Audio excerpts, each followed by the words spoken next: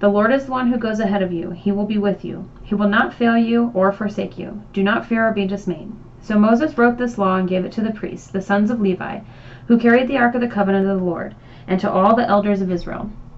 Then Moses commanded them, saying, "At the end of every 7 years, at the time of the year of remission of debts, at the Feast of Booths, when all Israel comes to appear before the Lord your God at the place which he will choose, you shall read this law in front of all Israel in their hearing.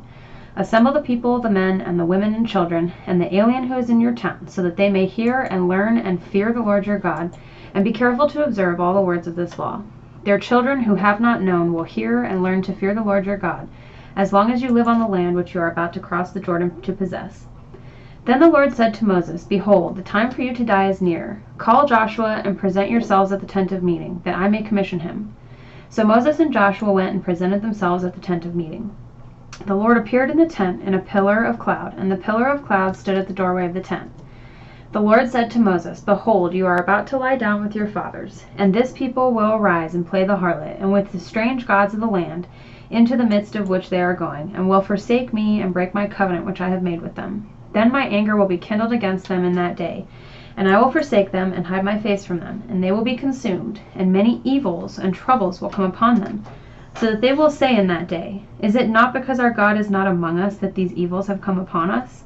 But I will surely hide my face in that day because of all the evil which they will do, for they will turn to other gods. Now therefore write this song for yourselves, and teach it to the sons of Israel. Put it on their lips, so that this song may be a witness for me against the sons of Israel.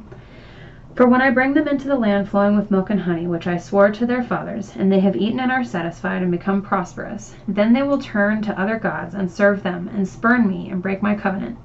Then it shall come about, when many evils and troubles have come upon them, that this song will testify before them as a witness, for it shall not be forgotten from the lips of their descendants. For I know their intent, which they are developing today, before I have brought them into the land which I swore." So Moses wrote this song the same day, and taught it to the sons of Israel. Then he commissioned Joshua the son of Nun, and said, "Be strong and courageous, for you shall bring the sons of Israel into the land which I swore to them, and I will be with you." It came about, when Moses finished writing the words of this law in a book, until they were complete, that Moses commanded the Levites who carried the ark of the covenant of the Lord, saying, "Take this book of the law and place it beside the ark of the covenant for the Lord your God, that it may remain there as a witness against you. For I know your rebellion and your stubbornness. Behold, while I am still alive with you today, you have been rebellious against the Lord. How much more then after my death? Assemble to me all the elders of your tribes and your officers, that I may speak these words in their hearing, and call the heavens and the earth to witness against them. For I know that after my death you will act corruptly, and turn away from the way which I have commanded you, and evil will befall you in the latter days. For you will do that which is evil in the sight of the Lord, provoking him to anger with the works of your hands." Then Moses spoke in the hearing of all the assembly of Israel the words of this song, until they were complete. So, all right. A couple things that stick out to me in that particular passage. And the big one is just this idea here that, the whole first 8 verses in Deuteronomy 31, where it's talking about how he's going to bring them into the land, he's going to drive out the nations before them, he's going to help them be established there. Yeah. And they would have to trust him and go after him like that. He would. I just think that's interesting, because we see that same parallel at the coming of the kingdom of God. Right. When Yeshua returns, and he sends his angels out to gather those in the first resurrection, and then he comes back with his warrior angels, a different group of angels, and they actually come down to the territory that's been promised as the promised land to Abraham, in this large area where the New Jerusalem's going to set down, and he actually goes to battle with everyone within that region still that's trying to fight him. And so that's why he's clearing out the promised land for us, who are going to come down in the New Jerusalem to inhabit it, just like he did for them back then. And who is it that's commissioned to do that the first time? A man named Joshua. Yeah. And that name means God is my salvation, so kind of isn't interesting. Isn't that interesting? Yeah. I love how the Father does stuff like that, right? It's amazing. So also, we have the interesting concept of, what was it, verse, was it verse 11? I think it's or verse 10 through like 13. Where it talks about the alien being taught. Yeah, about 10 through 13. 10 through 13? Okay. Basically, they would have to, at the end of the 7 years, read this book of the law again in the presence of everyone, including the alien. Right. Okay. Now, we know on Sabbath they read from the Torah regularly. Anyway, it was a regular practice. But as far as reading this specific book, every 7 years at the Remission of Debts, at the Feast of Tabernacles, which also is called the Feast of Booths in this translation that we read, they made special mention to include the alien. Yeah. Right? So like we saw in Deuteronomy 24, all those laws that included the alien, we read about that a couple weeks ago. But here we have, they're including the alien again, making sure, hey, we're going to read this to everybody, make sure that guy shows up too. Or that family, or those families who are considered the alien, which may either be sojourning in the land of Israel, they're not really blood-born Israelites, but just like we see from the very beginning of them coming out of Exodus 12, the Father tells them it's one law for everyone, for the native-born and the alien resident, or the sojourner, or the stranger. And so we just see that reinforced constantly. Right. Why is that important? Why does it matter? I don't know. Sometimes I don't have the answer to your rhetorical questions. So, because it matters, because in the kingdom, when Yeshua reigns on earth, he's going to teach Torah, right? We see this in Isaiah chapter 2, verses 2 through 5. It says that the law will go forth amongst the nations, amongst the Goyim. We'll not be a part of the nations at that time. We're going to be in the New Jerusalem, resurrected bodies, what the scriptures call perfected. We've been perfected, made perfect, given a glorified body like Jesus, and therefore we're in the kingdom, living eternal. Where our sins are completely removed and we won't be able to sin anymore. He's talking about those outside the New Jerusalem that survived the day of the Lord. Those are the ones whom the law will go forth to, right? And these are the people that are to be considered the quote-unquote alien, strangers, widows, and orphans, that the law is always saying, be mindful of them too, take care of them too. And it says in, I think, 4 and 5, that he will render judgment amongst the nations, because they're the ones that are actually going to need the judgment. They're the ones that are without Torah written on their hearts in a perfected body. They're the ones without wisdom in their minds to walk it out in obedience. So they're going to need to have a wise judge, and I'm guessing as lesser priests in the order that we share with Yeshua, this Melchizedek order, we're going to be a part of that judgment system, which is why we see in the Torah that the priests were also judges. Right. Because they were supposed to be able to judge between people who had disputes or conflicts, or even just questions for edification. They're supposed to be able to make judgments according to the law.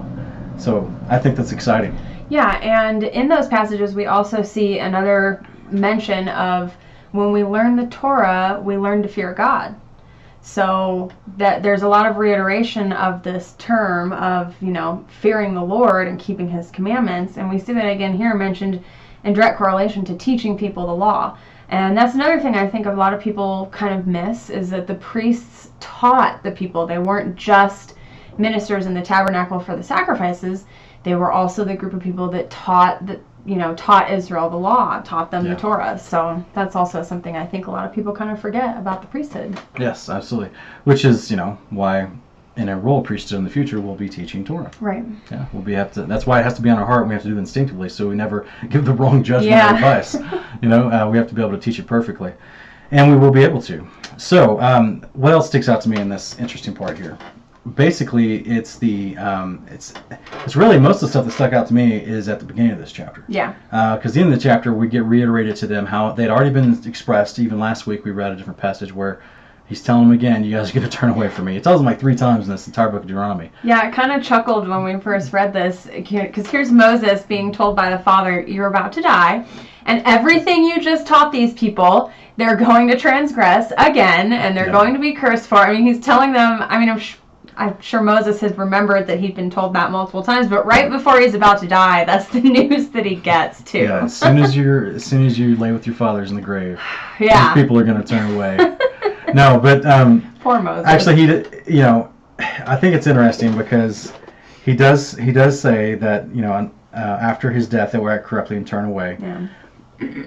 To be fair, they don't do it exactly immediately. Right. Joshua does govern them pretty righteously for a while. Yeah. But as we see very quickly in the book of Judges, and even at the end of the book of Joshua, where he has to make a statement, choose whom you will serve this day. You know what I'm saying? So very, very shortly after, in relative time frame, we see them already trying to rebel. And of course, up into the book of Judges, it just gets really bad, to the point where each man is doing what's right in his own eyes, which is always a bad statement when it comes to... This is the result of a stubborn and obstinate heart. Yeah. Well, this is actually what I believe it's Hebrews chapter 4 talks about, where it says that they received the word, yet didn't mix it with faith. Right. So they're getting all the instructions, They have the inherent promises from their ancestors, Abraham, Isaac, and Jacob, even all the way back to Enoch and Adam, this idea that the kingdom will come again, right? And I guarantee you, from what we talked about last week, I guarantee you that all these people had, if not awareness of, their leaders and their forefathers had read and even maybe had in their possession the book of Enoch, because of the way we get it described in the book of Jubilees and other places about how even Abraham had the books of Enoch of his father and passed down from Noah and Shem. So there's a cultural history here. And I mean, we're talking about the same people group that are keeping the bones of people and taking them out of Egypt with them. I don't think they just threw away these ancient texts, like they were nothing. I think they kept them with them and revered them. So they had some perspective here when the Father on Mount Sinai is coming in and saying, I'm wanting to reaffirm this covenant with you that I did with your forefathers, Abraham, Isaac, and Jacob. That's what we see reiterated here last week in Deuteronomy 30, verse 20. And he's saying, so that you can have the blessings of Abraham, Isaac, and Jacob. I promised all these things to these guys, these three guys that are your ancestors. They were really faithful to me. I want you guys to behave like them, because I want you guys to take part in all these blessings and promises that I promised them for their descendants, And so we have some of them with faithful hearts, very few of them. And then there's other ones, we've got Joshua and Caleb are mentioned specifically, that they had very faithful, wholehearted devotion to the Father. It's no consequence, it's no accident that Joshua took over leadership after Moses died as a result of that. The Father wanted someone faithful to take over. But the mass majority of them who died in the desert, right, didn't get out. We get this idea that in Hebrews 4 it says that they received the word of truth, but it was without faith, right? So just because they knew what God called in Deuteronomy 6:25, they knew these instructions he was giving them was righteousness to them if they did them. Yet, unless you're going to do it with a heart of faith towards God, that he's got a purpose for this, right? It's that you will live. Remember the whole concept about what we talked about a few weeks ago. If you do these, you will live. And Jesus reiterates that in Luke chapter 20 to the lawyer, saying, these are the words of the law. If you do these, you will inherit eternal life. You will live. And that was the whole underlying premise and context of all the law being given to the children of Israel at Mount Sinai was, do these in this lifetime, and I will raise you and you will live in the next lifetime. That was the inherent promise in Genesis 17:8 to Abraham. Yeah, and I think we can see a clear example of this concept happening today, this idea of having semblance of commandments but not having actual faith. And we see this in Zionism. We see that these people purport to keep the commandments of God, but they have no faith that he's going to return and establish his own kingdom. They believe it is their responsibility to establish Zion in that land. They've clearly they've got some works, but they don't have the faith. That's right. So, yeah, we see this in a couple different passages in the military history of Israel, where God's like, don't go fight them. I haven't given them into your hands. Yeah. And the people are like, oh, we got it. We got this, Let's God. Go. And they just take off, swords, swashbuckling. What's it called? Swashbuckling? Is it? I thought that was a pirate term. Yeah, but it's for weapons with swords. Swashbuckling? Anyway, I'm just imagining them running up the hill towards people they're not supposed to go fight, swords drawn, acting all proud and angry, right? Like they're going to go take over these people, but God's like, I didn't give them to you. This is not my will. This is not the moment. This is not the time. So unfortunately, you're right. We see that in modern day Judaism. I've personally spoken with several of them, tried to have discourse with people that are staunch Talmudic followers of Judaism, and they let Talmud supersede the actual scriptures in their thought process and in their belief mindset and their teaching. And they truly believe that they even have a slogan, a phrase that they say often to themselves, that in our lifetime, right? That is the hope that Zion would be established in our lifetime. Even the existence of the Talmud itself shows a lack of faith, where they were all, might have started out with innocent intentions of, we want to make sure we don't break any of these laws. So let's add all these other laws around these laws so we don't even get close to breaking these laws. And in the process, they break the laws to keep the other laws that they created. And the biggest law they break is the one that says do not add or take away from this law. And so you were supposed to have the faith that if you stumbled in any of these commandments, you had the weekly Sabbath service that you were supposed to go to. An entire mechanism within the law called the priesthood. Exactly, and that was for your forgiveness. For your atonement. So God knew from the very beginning that you were going to be growing in this process of doing what he called righteousness. This behavior that he told them, look, this is what I want you guys to do. He knew you were going to mess up from Yeah. time to time. That's why he gave you a priesthood. Exactly. He didn't give you a priesthood that would just been, like death to everybody. Yeah. Know what you mess up. That's not how it goes. Yeah. Yes, there's some in there that were very severe, and even then it depended on the Levites to judge the Right. heart of the person breaking the Sabbath. Was he doing it intentionally? That's why they stoned the guy in Exodus 17. Yeah. Was he doing it because of ignorance? That's a totally different story. We got Leviticus 4. We got people that we've sacrifices for unintentional sins, what's called sins of omission. Yeah. Even if corporately the entire body of the community didn't realize they were breaking the law, and then they later did all of them get killed? No, Right. of course not. He has that even in as a provision in the law for the priesthood. That's another sacrifice that could be done. Yep. So the Father is merciful. He's good. He knew all this stuff ahead of time. We have, and this is why I say, when we read these words, we're hoping that you guys are mingling this with faith, that you are taking these words of instructions for righteousness, and you're realizing they're all applicable for our lives today, according to who you are and what the words are that we're talking about. And we hope that you mingle it with faith to practice it in your life, because as we've done this in our life, we've seen amazing results. And there's small adjustments to schedules and things like that as far as the Sabbath and things like that, but ultimately, I really enjoy the looking forward to a day of rest, because before, I was working myself 7 days a week. Yeah. And it was not good. And it was just like I was stressed, and it could be where I got some of the gray hairs I have. I don't know. But the point is, I'm encouraging everyone listening that you would hear the words that we're talking about as we read and do these kingdom portions, and that just understand that the faith that the Father is talking about, right, is the one of the kingdom to come. This is this idea that we do this because we know there's a greater purpose involved, that we can believe Jesus when he says to do these things, and we will live and inherit eternal life. Yeah. So I just want to encourage you guys with that. Something else that sticks out in this chapter, babe, is the where I think it was in verse 8 maybe, where it talks about the remission of debts. It's verse 10. Then Moses commanded them, saying, at the end of every 7 years, at the time of the year of remissions of debts, at the Feast of Booths, when all Israel comes to appear before the Lord your God at the place which he will choose, you shall read this law in front of all Israel in their hearing.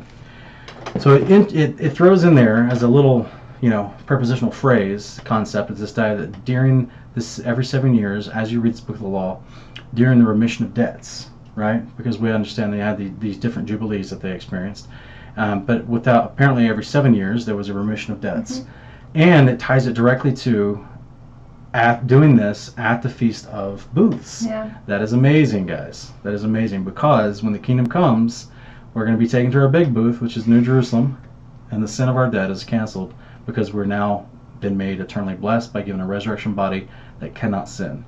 So, Yeshua has already atoned as a high priest for us, to, quote unquote, paid for our debt to get us out of Sheol, right? And then he's given us this incorruptible body. Our debts are canceled, right? We get that Jubilee experience. And we also get to the big booth that we're practicing for. We're making our little booths every year, which is the New Jerusalem. So I just think that's fascinating.